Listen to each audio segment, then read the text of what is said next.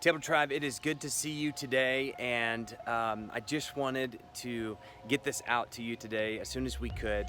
I have to just say the tragic events of Mr. George Floyd have had a huge impact, not just here in America, but across the world, in our own homes, in our own lives. And I've been trying to find the right words to say, the right thing to say, and our staff has been processing what is the best thing to do or say in this moment. And I felt like what you're about to see next is the best response we could have. In fact, this dialogue will be our response, our official response to what has happened. And so you're going to get to meet Pastor Nate. He's a pastor of a church over in Lansing, and he's a good friend of mine. Our families are close. We get to hang out together. We get to be together and do ministry together, do life together, talk about hurts and pains together. But these are one of these moments where we could be honest and open. And what you're about to see isn't scripted. It's uncut. There's no editing to it other than a few good tracks to help the conversation along. But I think it's raw, and I would love for you to be open-minded about what you see next. I hope you enjoy, and we'll talk to you soon. Yeah. There you go. By the All way, right. I recorded half of our conversation yesterday, so Got it. yeah. I think I got half of it, but I missed the good parts of it. So Yeah.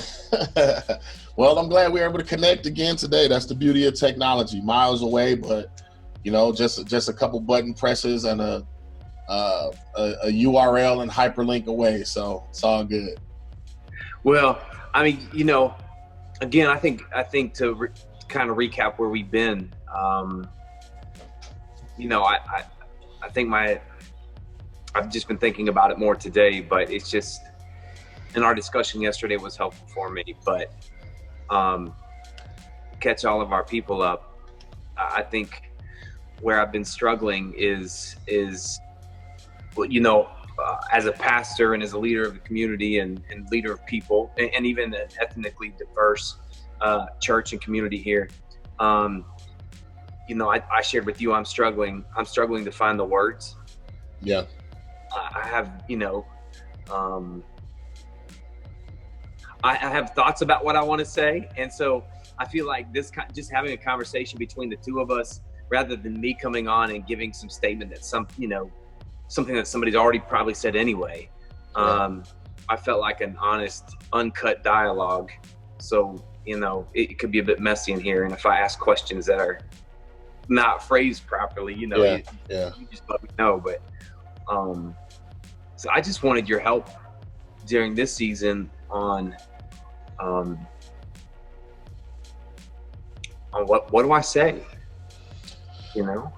Yeah. I mean, honestly, I think, as I've been thinking about it, talking about it, praying about it, just as you have, man. And I think the reality of it is a lot of people don't know what to say, right? You know what I mean? Like I don't know that there is a such thing as the right thing to say, although we all feel like there's a ton of the wrong thing we can say, right? Because we don't want to be insensitive. We don't want to be, we don't want to be alarming, but we don't even want to undershoot it, undervalue it, overexpress. There's just a lot. And so in that regard, man, I think the fact of not knowing what the right thing is actually okay in this moment. You know what I mean? And being, concerned enough and wanting to know, there's something to be said, but what exactly is that? I don't know. There's so many emotions in all of our groups, right? Whether it's white, black, the church, the unchurched, the rich, the poor, the inner city, the suburbia, whatever. Everybody is having a wide rainbow of emotions to try to handle and try to deal and try to cope and try to communicate. And I think that speechlessness is actually good because it's recognizing that there's something more to this. Like this isn't a cut and dry, when it's somebody's birthday, you say happy birthday, it's easy. You know exactly what to say for the occasion. But when you're just, this becomes a heart matter. This is a humanity matter. This is what is the future of our church? What is the future of our country? What do our friendships and our bonds look like? That takes some searching, man. So I think conversations like this are key to just try to explore and maybe at least paint a picture or create a context around what emotions there are, man. But I think not knowing what to say is actually okay, because it's just a lot to process, and it's depending on the moment, depending on the latest post or the latest whatever you read or see, it might actually spark different emotions each time. Yeah. So I'm hearing you say, again, this is uncut. So if it's wrong, you can recorrect me on this. But my understanding is, like, I take joy in hearing you say it's okay to not say anything at this point. But help me. I also feel the pressure of, and you've seen this before, not saying anything is in some sense not standing up or not saying anything is joining the other side, whatever that means. Yeah, and absolutely, and there's definitely some truth to that. Just to clarify, when I say, some people can just spew off at the mouth and they're not thinking about it.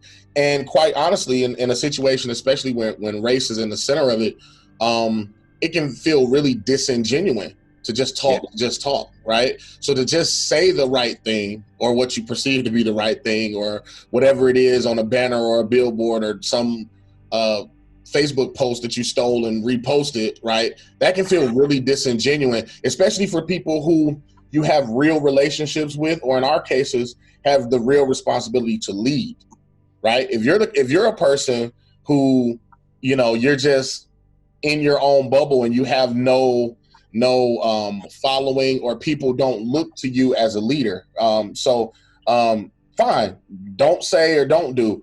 But those who have a responsibility to lead, and I'm talking about parents, I'm talking about church staff, I'm talking about teachers, I'm talking about politicians, I'm talking about when you have the responsibility to lead, I think it's fair and acceptable to think, pray, process, and then respond, as opposed to racing against the clock just to say something for the sake of not being silent. And I think it's different too when you say, you know what, I haven't spoken because I'm still processing. That's not the same thing as staying silent. Wow. Yeah, I gotta say, I'm so glad I have you as a friend, man, because I'd be so screwed right now. It's like, because we talked a little bit, and I shared with you some of the things I thought about saying. Yeah. And you said, well, think about it this way. I want to talk with you because initially I had talked to you about, I felt like I wanted to talk about Jesus at the temple, right? Right. Where churches turn the Jesus into the temple moment into where Jesus goes in and turns over tables. We say indignant at that moment. Right. We've used that scripture to say, we shouldn't sell things in the church. Correct.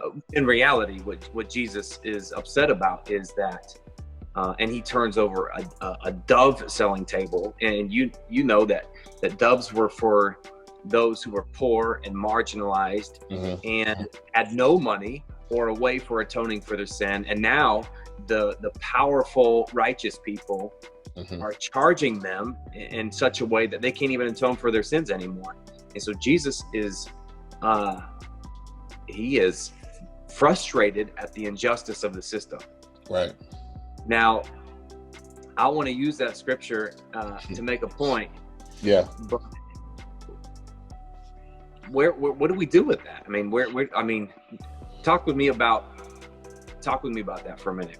Yeah, sure. I mean, we kind of dug into it a little bit before, and I think one thing I learned just along the way, man, is when emotions are high and when everybody's yelling, nobody's hearing anything. And sometimes we have the tendency to be very calculated in the way that we try to get control of the conversation or control of the argument. And we kind of say things in a way to use it to kind of justify our position, if you will. And I think what I and I know quite a few others, I mean, full disclosure, I don't speak for every single Black person on the whole planet. I got a context, and I'm talking from that context.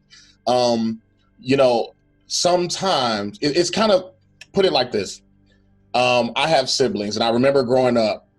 Sometimes when my mother would leave my older sisters in charge, and it was like, you know, when it was time to do something, my sister could say it, and I gave her the runaround. But as soon as she said that my mom said it, or that you know, some authoritative figure said that I needed to clean my room or wash the dishes or whatever, it kind of changed things. And I think sometimes we use that approach, and through our American history, Black Americans have been Scripture, the Bible, Christianity has in a lot of times been used as a way to justify the way that conversations are had, or the way of where we can respond this way, and here's where the proof is. And so the passage that you're talking about is absolutely right. Anytime a Christian wants to justify their right to be mad or their right of refusal, we tap into, you know, well, even Jesus got angry. Jesus was so mad he turned over tables. Clearly, he wasn't always meek and calm, and this, like, he got ticked off and he knocked stuff, he broke stuff, right? So that justifies me as a Christian. Same way that we use, well, Jesus knows my heart. Well, Jesus does know your heart, but in that passage of Scripture, we're not talking about, it doesn't give you a pass for what you're doing. He's actually saying he knows how sinful and how broken and how treacherous our hearts are, and why we need him to rectify that. And so we kind of mince it and we mix words and stuff to just kind of make us feel better about how we've decided in our flesh to go about it. So, you know, one of the things we try to do here at the table is reach people who don't know Jesus, who aren't connected to a church, who wouldn't use the Bible as a moral guide or a compass for how we live life. So I'm thinking, you know, Nate, I'm thinking about how do we address, communicate, and talk about this situation in a way where, because as you said yesterday, you know, and even in this moment, the Bible has been used to do all sorts of nasty things. Yeah. Including justifying slavery, right? I mean, that's right. I mean, so help me approach this in a way for the Black community and people who may have found themselves on that side of things. How do we speak to this situation when the Bible could be irrelevant in this moment? Well, as pastors, that's our biggest responsibility, right? Because at the end of the day, we're supposed to be the ones to study and show ourselves approved, meaning we know what the world is, what is actually happening and what the Bible is actually saying. My personal philosophy is, if I can't, if the Bible are my guidelines for the way that I do things, there is my guideline, then at some point, if I don't make it applicable to God's people, then what the heck am I doing, right? Yeah. And so part of it is, you know what, understanding and doing the study, humbling ourselves in prayer enough to say, God, am I understanding this right? You know, making sure, and then taking it in our context, you know, because the reality of it is, Christian or not, believer or not, churchgoer or not, the reality of it is this is a problem with humanity right now. And if you strip out everything, at the end of the day, if you strip out everything, we're talking about human life, human condition, human ability to live, survive, human ability to, I mean, that's what we're talking about. Growing up, I used to watch all kinds of cheesy sitcoms and stuff like that. But I remember in just about every single like family sitcom, right, there was always an episode where like the family pet dies, right? Whether it was like Full House, The Cosby Show, Who's the Boss, I don't know, whatever it was, there's always an episode where the family pet dies. Goldfish, puppy, hamster, frog, turtle, whatever. And in that episode, like clockwork, there was always like this funeral service or something that just have like, we have got to acknowledge that this family member is now gone. And so as silly as that is, everybody always resonated to, you know what, this is a family, this death matters. It's impactful. It matters. It matters enough to make sitcoms about it. It matters enough to be sensitive to your child about it or your spouse or whatever. If someone came in your church today, Brad, and said, you know what, how you doing? James, doing okay, but kind of bummed. The dog died. Family dog, been there 10 years. My kid's only 9. Her whole life she's known this dog. And it's like, oh man, that stinks. Like, man, I'm sorry. Like there's a place of compassion and grief that happens first. Wow. First. Nobody cares whether the dog went to obedience school. Nobody cares whether the dog was potty trained. Nobody cares whether the dog ripped up shoes. Nobody cares whether the dog was a full breed or a mutt. Nobody cares. That's not important. What's important is somebody experienced loss. And whether you get it or not, you could be allergic to dogs and not even care for dogs. But there's a piece of you that's at least going to be sensitive in the moment that says, you know what, that's a loss and that matters to somebody. And so right. As simplistic as that is and how silly as that might seem, I think what's missing in a lot of this is the Black community for a long time has been screaming, trying to figure out how to just communicate.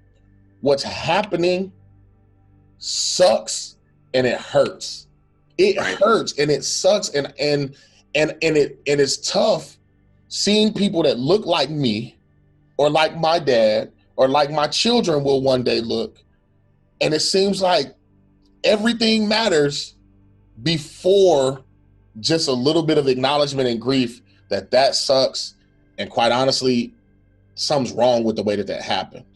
And I honestly believe that by simplifying the matters, not getting into the political jargon and the trigger words, right? We talked about privilege and we talked about thug and we talked about how the media spins. That's a trap, man, because all of those trigger words have emotions and context. That's a different argument. In my opinion, that's a different argument. And those are byproducts of the lack of just being human right. And being humane.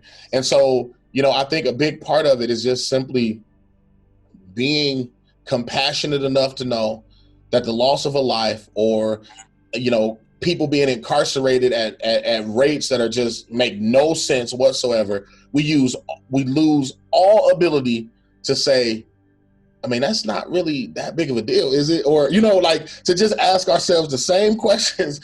Everybody doesn't do that. And it just stinks to constantly be discounted and disqualified. And I think that's bubbling up in people, man, and they don't know what to do. We don't know what to do. We don't know what to say. We don't know how to act. We don't know whether to be loud or to be silent. We don't know whether to stand or to kneel. We don't know whether to sing or to, you know, we don't know. And for so long, you just kind of feel silent. You know, you feel like you've been screaming and you've lost your voice from either screaming and nobody listening, which is the same as literally not having a voice and being able to be heard at all. Yeah. So talk to me when you first saw the video of George Floyd. Yeah. Talk to me about what you felt and experienced in that moment. And just talk to me about that for just a second. I cried.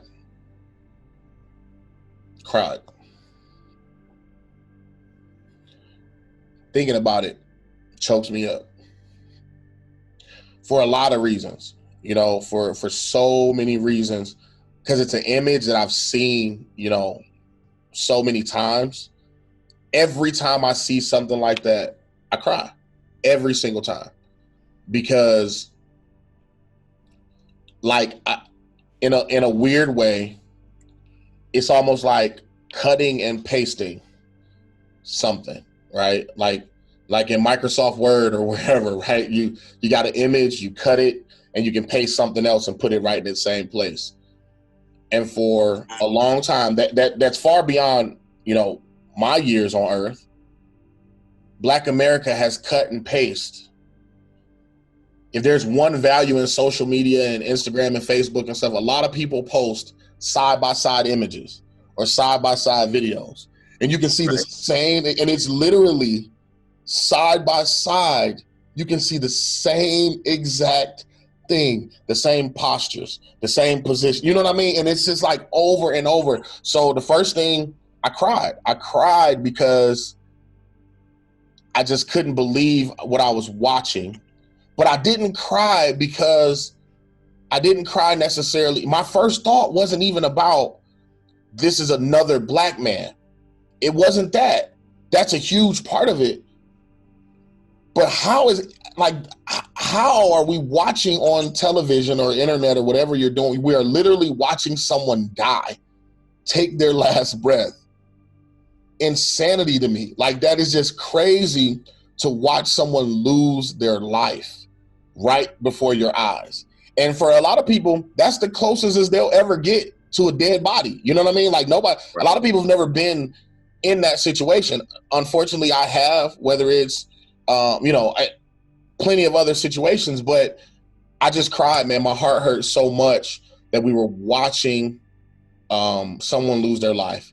And then, like, that was 1A, and then 1B right behind it was, it's another black man. And 1C was, I wonder how they're going to spin this one. Sure. 100% honest. I wonder how they're going to spin this one, because it's impossible. And I'm just being candid with you, man. It's impossible that what we saw is going to be taken for what it was.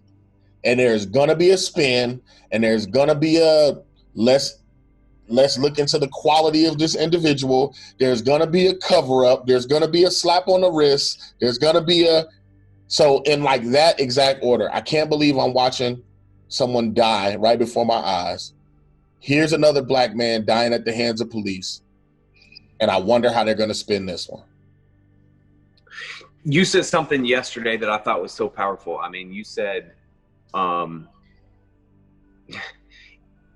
like, it goes back to the what do we say in this moment, but it's like you said, if watching somebody die doesn't break your heart, like if you aren't saddened, if you aren't upset about this, there's something wrong with you.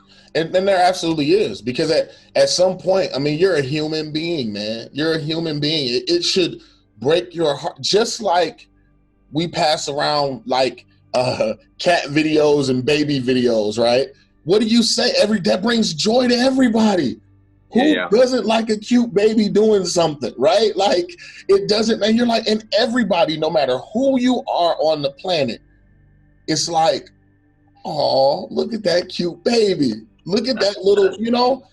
Right. There are certain emotions as human beings that we all experience, that we all joy and happiness, but also sad and mourning. Those aren't conditional things, man. Like I said, you don't even have to have children of your own. You know, it doesn't matter. But if you see a cute little baby do something cute or say something cute, it's like, oh, it strikes a chord and it brings you some level of joy. And I think I think on the inside of us, God designed us in a way to have experienced all kinds of emotions, ups, emotional highs, emotional lows, and sadness and sorrow is one of them.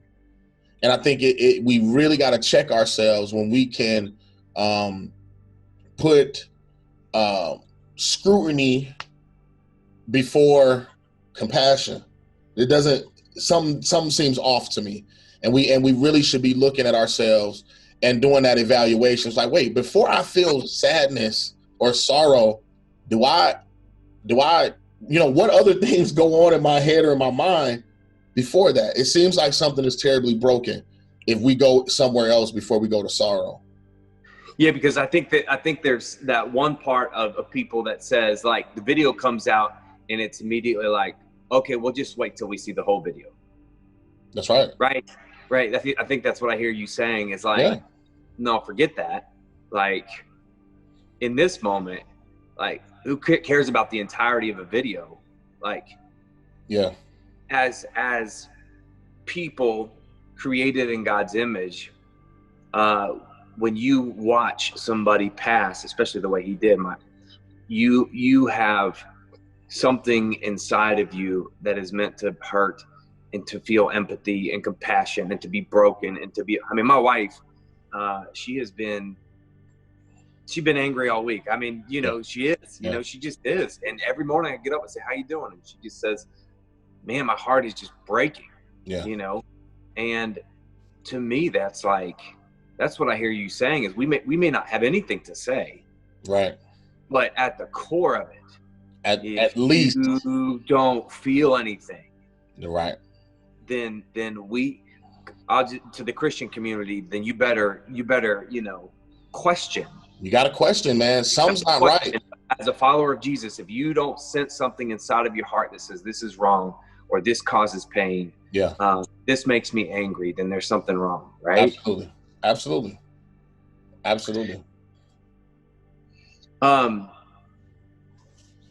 So I want to go back to, I told you I wanted to talk with our community, with the table about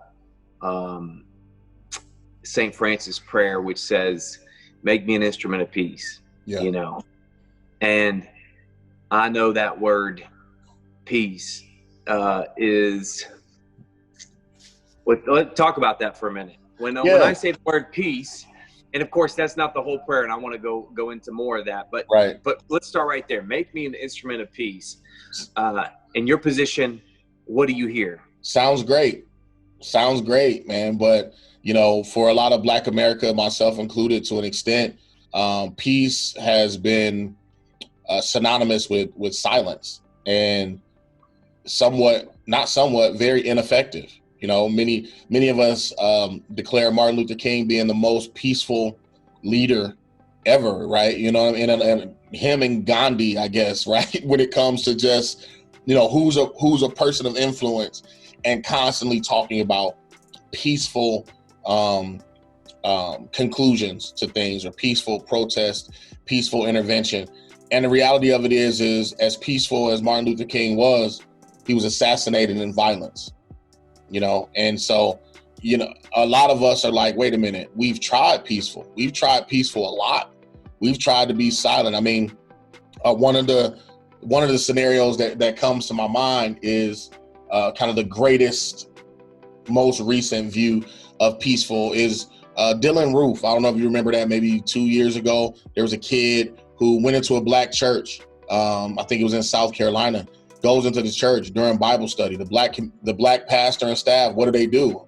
They welcome him in. They encourage him to be part of the study.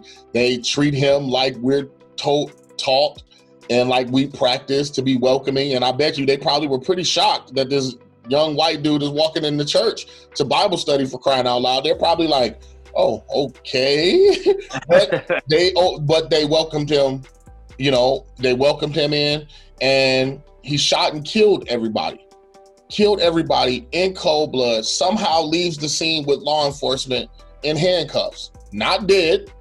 I mean, I don't know how many times I've heard, approach this Black suspect, he may be armed and he may be dangerous, and you show up with guns drawn, and you have to restrict somebody and you have to cuff them and you got to get them on the ground to this place that they can't do anything. But this dude shows up, kills everybody, and somehow leaves on his 2 feet in handcuffs, right? But here's the illustration of peace. That church community turned right back around. Yeah. Had those funeral services, got their congregation together outside on the steps of the church, and declared forgiveness to the guy for that terrible situation. And it wasn't a matter of I mean, this was a couple days, a couple week turnaround from when this all happened. Right. But it was a peaceful, you know what, as tragic as this is, as much as we're justified in what should be our rage and anger and frustration, and nobody else sees how big of a deal this is. But it was a on the stoop, peaceful, you know what, we're supposed to forgive. Jesus wants us to forgive. We forgive. And so when you come to this place of talking about, you know, peace, everybody wants peace when their stuff is jacked up. Everybody wants peace when everybody that you haven't paid attention to now is yelling and irate, disturbing traffic in front of City Hall. Everybody wants peace and quiet then. Right. But we tried quiet. Colin Kaepernick couldn't have been any quieter. He used his platform, which is what we want for people in places who have influence or celebrity or exposure. And he took a knee at the end of the bench, and he was quiet about what he was doing it for until somebody approached him. Hey, man, we noticed this. What's going on? And then he told you, hey, I'm trying to bring attention to this is crazy. There's so much happening to the Black community. Nobody's doing anything about it. I'm taking a knee because I know that people are going to pay attention, because there are millions and millions and millions and millions of people who watch football every Sunday. Yeah, right. And so he tried to be peaceful, and everybody made an uproar about what he was doing and made the conversation about something it wasn't. And all of a sudden, now he's too loud, and he wasn't talking. He was peaceful. He was quiet. And all of a sudden, everybody was outraged. That's the word. That's another trigger word for me. Outraged. I'm outraged that a person could do this now during the national anthem, et cetera, et cetera. So peaceful, man. A lot of people have tried the peaceful route, and Martin Luther King was peaceful, and he's dead. There were people that didn't appreciate his peacefulness. He was still too loud. He was preaching from a pulpit, for crying out loud. Right. Preacher. He was giving you the Holy Scriptures. He was grounding what he believed in the Scriptures. And that was still too loud for people. And so peace is tough, man. I don't know what that looks like, but unfortunately it's been cast as be quiet. Go over there, be quiet. And people are tired of being quiet, man. So if we look at St. Francis' words for a minute, yeah. And what I love is when you continue the prayer and he says, make me an instrument of peace. Yeah. Continues after that. And peace no longer is passive. Mm-hmm. Right? He continues and he says, where there's hatred, let me love.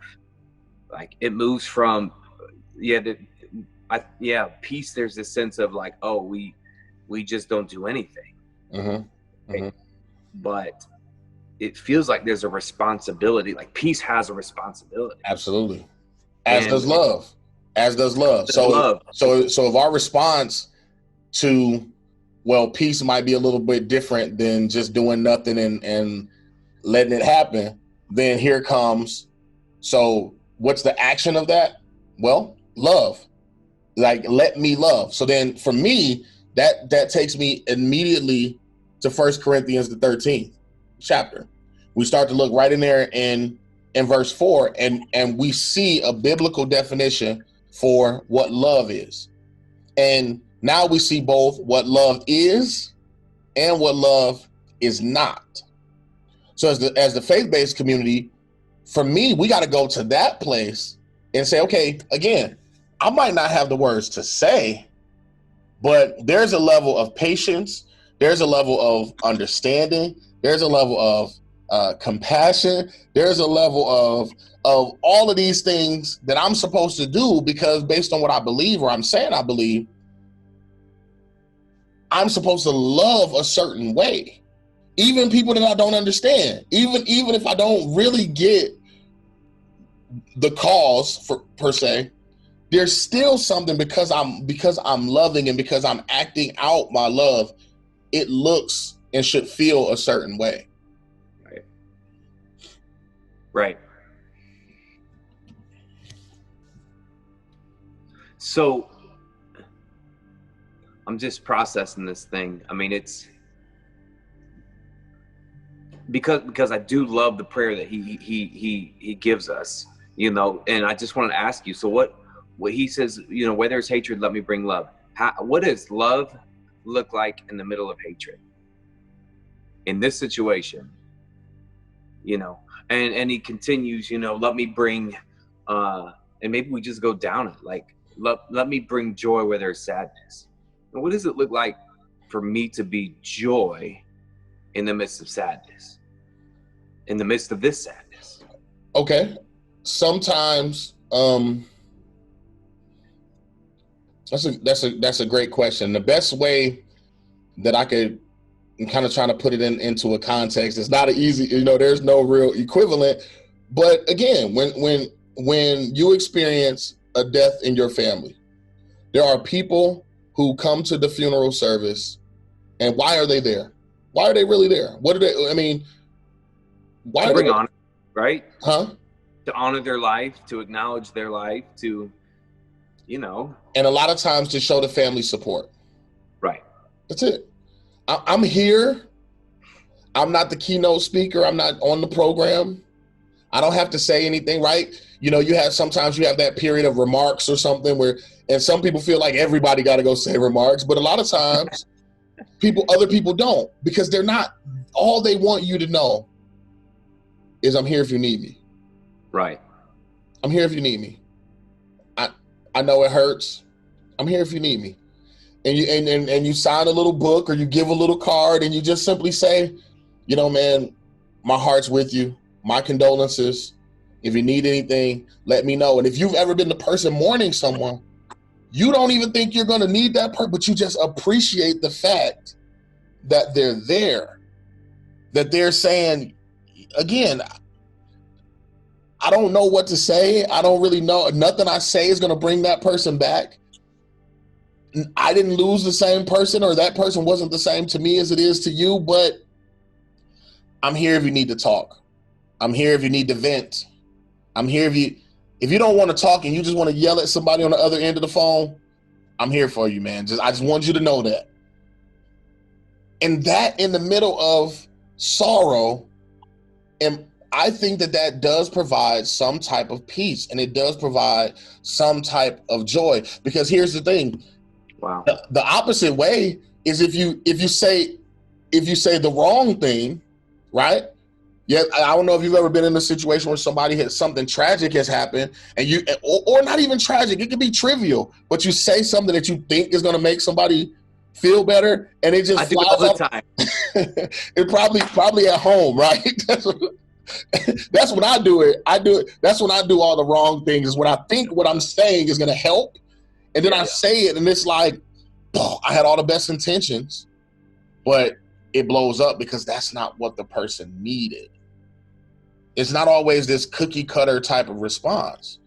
Everybody's different, man. Everybody's different. I've been wrestling with that question for myself of like, what does it look like? Well, quite honestly, I'm the kind of person, when I'm mad, I need space. Like, it drives me nuts. When I'm mad, I don't want somebody saying, oh, what's wrong? What's going on? You look upset. Let's talk about it. Hey, that drives me nuts. Give me some space. Let me breathe.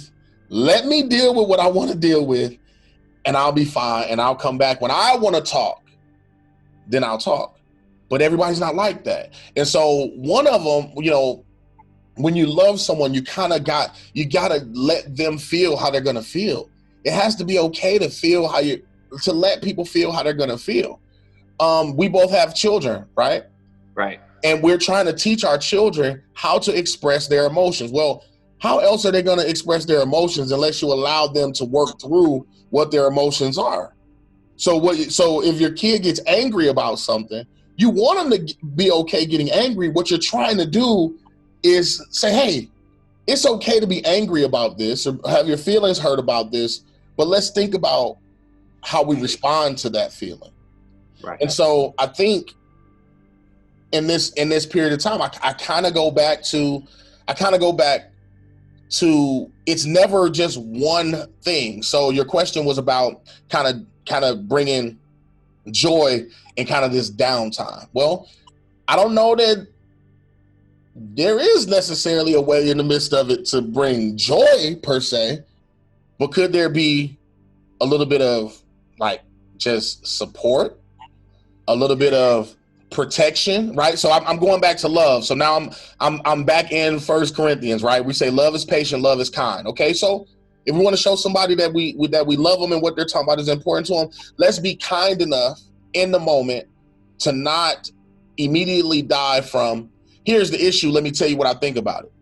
Maybe the kindness is, you know what? You get to vent. No judgment here. No judgment. This is a no judgment zone. You know, you get the freedom in the midst of something that is tragic to you. Safe zone. Talk. Express. You know, maybe that's it. You know, I think about, you know, we talk about love not being self-seeking. It's not about me right now. Right. You know, one of another trigger phrase, like it's a call and response. Black lives matter. All lives matter. Blue lives matter. Red lives matter. Young lives. Seriously? Like, this isn't self-seeking. This isn't about you. This isn't about what you think. This isn't about your cousin being a police officer. This isn't about you. Kaepernick kneeling was not about the military. It was not an insult to our veterans. It's not about you. I'm expressing something that's important to Which, by me. the way, let me just say this. I'm a veteran and I wasn't offended. So, and many were not, right? You see what I'm saying? But it's just like, it's one of those things of like, it's not about being self-seeking right now. This isn't about your point, your position, your political view, whatever. It's not about that. I'm simply just expressing something that's important to me. Hear me out. Love me enough to let me vent. Love me enough to think, because it matters to him, it should matter to me. Again, we're talking about humanity. which I think is why I wanted to use the prayer, is because at the end, I mean, he says, you know, grant that I may not so much seek to be consoled as to console, but then he says, to be understood as to understand. Yeah. Like, and I think that's where, honestly, I felt like if I come out with some statement, I'm just wanting people to understand me. And really, this dialogue is about helping me understand. Right? I mean, and I think this is what's been so good for me in this process. I mean, this has been a 2-day dialogue, right? Right. Half dialogue. You talked about some things that I had never even considered. We went everything from Southern legislation that basically says, you know, certain lives don't matter as much as other lives, you know, that history there, that it's still there in today. And you said, absolutely, in 2020, you would think it'd be gone. It's not gone. Right. That sort of system still lies underneath. Right. One of the things that I think was helpful for me yesterday was when we talked about, you know, a young person dies and we talk about their bright future. That's right. Yeah. You know, or this person dies and we talk about what difference they could have made. And when it comes to like George Floyd and some of the other people that have passed, we just bring up their past. That's right. That's like, right. We don't talk about, and that's a perspective I'd never heard before that I thought was so good. Like, we don't talk about Mr. Floyd with the intentions of God has a future for him. That's right. God had a future for him. That's right. God had a plan for him. God had a plan for him. Maybe he was living God's plan. Who knows? I mean, right. And I think that really is the essence of this conversation, is the best thing. And that's what I hear you saying. Yeah.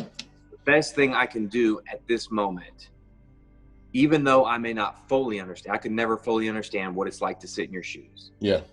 Is just the being able to do this and try to understand. And I think, man, you're absolutely right. But I think through this conversation, we talked through a prayer, and what you were able to do was express your intention behind the prayer.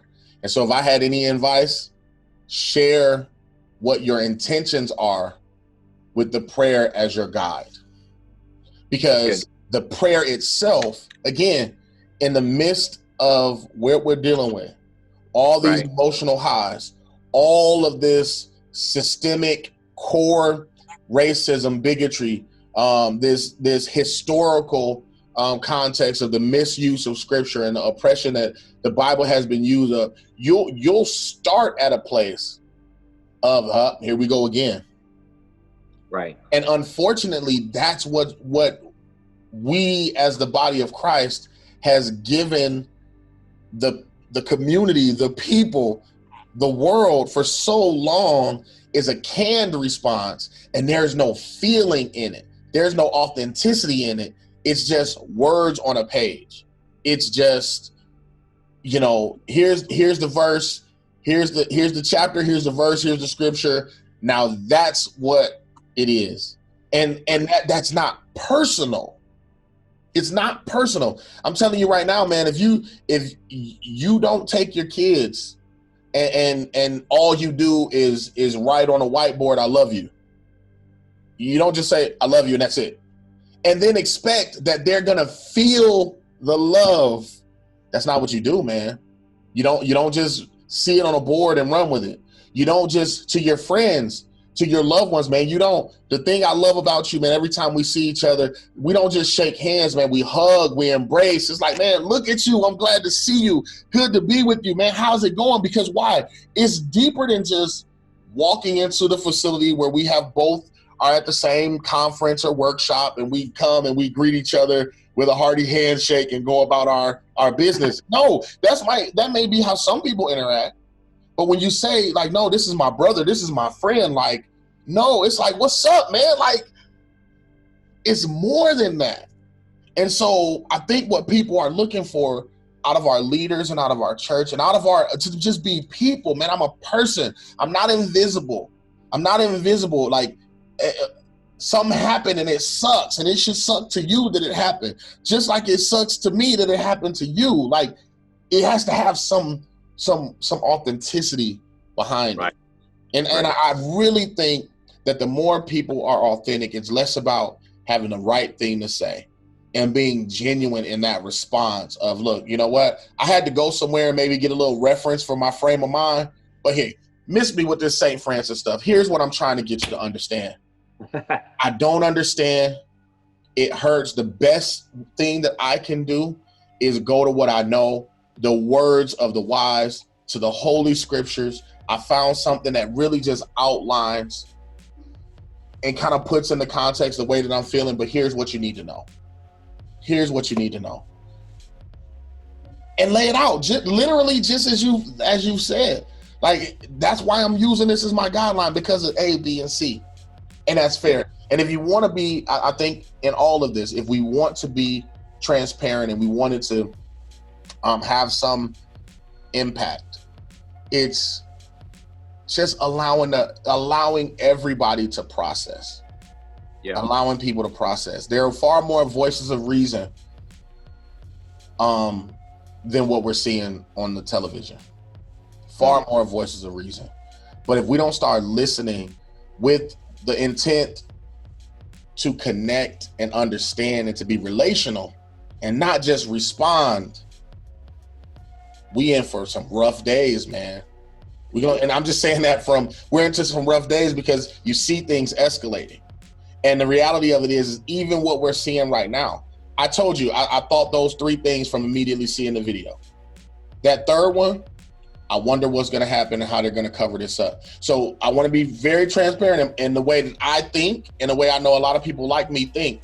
Even if things start to get to some semblance of peaceful in the next coming days and weeks, if something isn't done, if there's a slap on the wrist or whatever, when it's time for that trial and there's time for a conviction, you're going to see everything's going to go back up.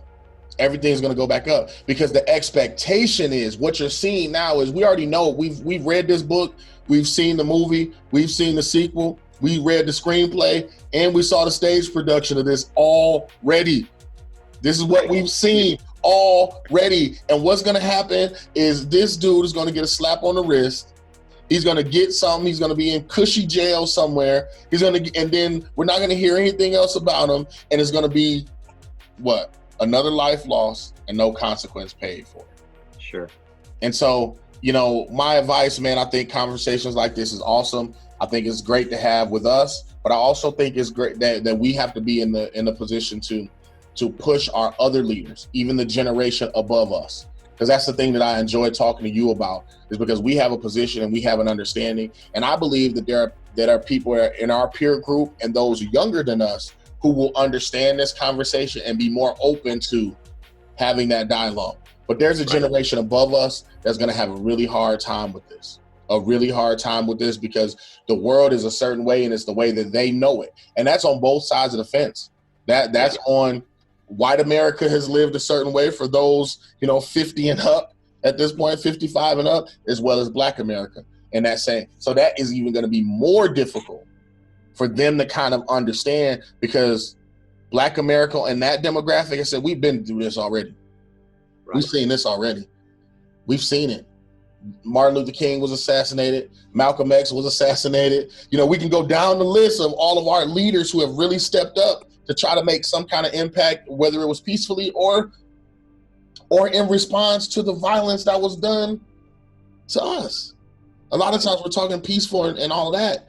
We do realize there was a time in this country that all the violence was directed at us for a long time. Long time. Yeah. And it's just like, come on. So not that I don't condone the looting, my heart breaks just as much for that. I think I told you yesterday when we were talking, I left from filming something for our church, and then I'll go to the corner and I'm seeing, 50 cars stopping the traffic, people running, busting windows, breaking it. And my heart aches so bad, not for the iPhones and the tablets that were stolen, but because those folks are so lost. They have no moral compass. They don't, anybody, they've gone beyond the ability to let the Holy Spirit guide how they respond to this high emotion. My heart was breaking because I'm witnessing the lost do what the lost does when the enemy is playing puppeteer. That sucked. That hurt. So I asked those questions. How can my heart, as a believer, I understand why my heart was hurting when I should have been furious in the moment. Right. I understand why my heart was hurting when in a moment I wish somebody was there to just, fight back or protect their, possessions or whatever. Yeah, that's what my flesh said. But my heart was convicted, and I didn't see these random looters stealing stuff and they're, being heathens and wild people. What I saw was the lost. Wow. Being opportunistic in the midst of chaos. That's what I saw. So my challenge to all of my white friends and all of my non-Black friends in ministry or personally is, at what point do we live seeing people as Jesus saw people? If that's what we say we believe, if that's what we say we think, if that's what we're guiding our lives, at what point are we able to see people the way Jesus saw them? Not for what they were doing, not for their position, not for what they look like or what origin they came from or what bloodline they were in. And we're talking biblical days, right? Right. At what point do we see people the way Jesus did, and our actions were dictated, and our feelings and our attitude towards them were based on seeing them that way? That's gonna be a tough one to wrestle with, because now the church is taking the ownership of wait a minute. Am I letting my political loyalties, or am I letting my 401k, or am I letting my investment, or am I letting my friends and family dictate my heart more than what Jesus is supposed to take on my heart? Right. That's what we up against, man. And I'm hoping that this is the start of many conversations that we're asking ourselves, that, you know, within our peer groups and within those ministry circles that we're in together and separately, that those are the tough conversations that are going to happen going forward, when I'm not at the dinner table with you, Brad, and you're at the dinner table with just you and your family, or you and your cousins, you know what I mean? Like, people want to know how and what to do. Have these conversations when I'm not in the room. Yeah. Have these conversations when I'm not on the agenda. You know what I mean? Like, have them, explore them, you know. So You're so right about, I mean, and I could never take credit for this. My wife she's just amazing. She's cool. And I love one her. of the things I love is, we were taking our boys to the skate park here in Joliet. Mm-hmm. And, right there on Jefferson and Larkin, there was protests taking place. It was so much fun. We just had a conversation with the boys about this whole thing. Yeah. And, she obviously is very passionate about this. Yeah. But to hear her talk with our boys and to help them understand the importance of what's going on, and I think you're so right. If we are ignoring these conversations, yeah, at our dinner table and with our kids, nothing's going to change. That's right. You're so right. If I don't have if she doesn't have a conversation with them, if we don't talk with them about it now, yeah, they'll never know the difference. That's right. So that's a really great point. Last question for you. I know you're a busy man, so what's up?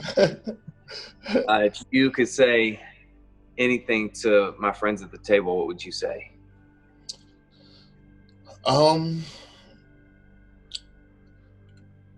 Just don't ignore it. Just don't ignore what's happening. Don't ignore, don't be absent in your ability to feel. Just don't be absent in that. I know what we see. I know what's portrayed. I know all of that. Yeah, we could jump on those things. And there's a ton of confusion and opinion about all of that. But at the root cause of this, what I'm sharing my heart, this imagery of that man, George Floyd's life exiting his body in front of me and everybody else who saw it, that should make you feel something first.